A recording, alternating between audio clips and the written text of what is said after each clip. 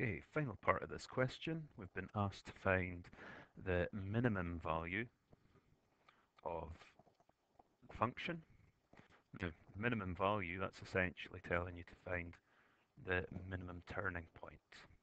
Minimum value, how far down does this function get? So, I know my x-coordinates of my two roots. The turning point and the lowest value is halfway between those. So I'm looking for the halfway point between minus 3 over 2 and 1 over 2. One way to do this is to add the two together and divide by 2. Minus 3 plus 1, so just adding the numerators together. Minus 3 plus 1 would give me minus 2 over 2.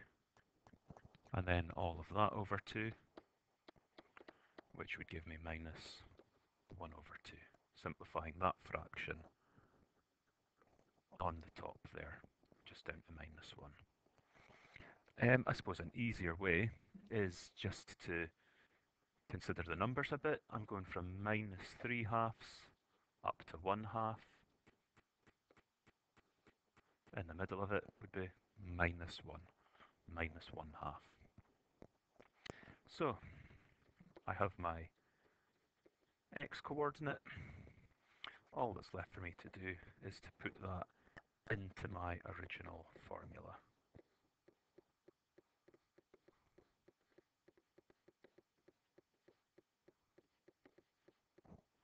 So working through that carefully, I would square a half here.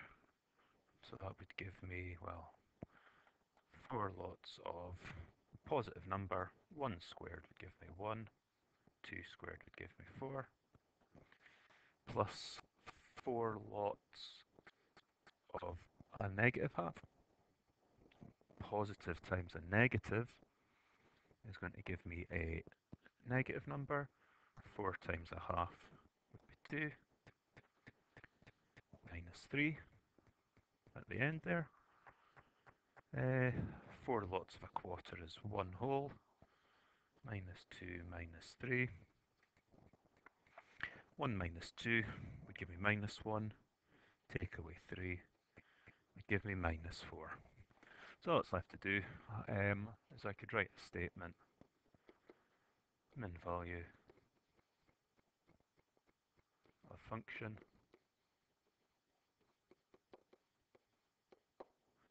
is negative 4. It's possible to find the turning point and hence the minimum value by completing the square. But I think finding the halfway point between the roots, since you've already been given that information, is the best way forwards.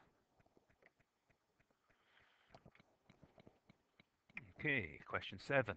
The Bermuda Triangle is an area in the Atlantic Ocean where many planes and ships have mysteriously disappeared. The vertices, the corners, are at Bermuda B, Miami M, and Puerto Rico P. And it's all demonstrated in this diagram below. Calculate the size of the angle BNP. Sorry, that should be BPM. Remember, naming angles like that, I would start at B, down to P, along to M.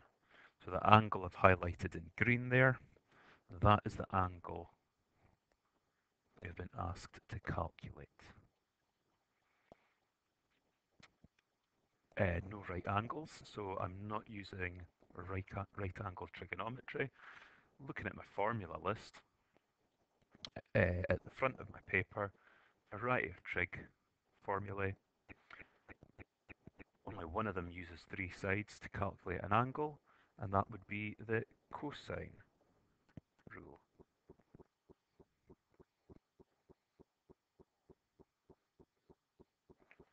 So just copying it down. from the formula list.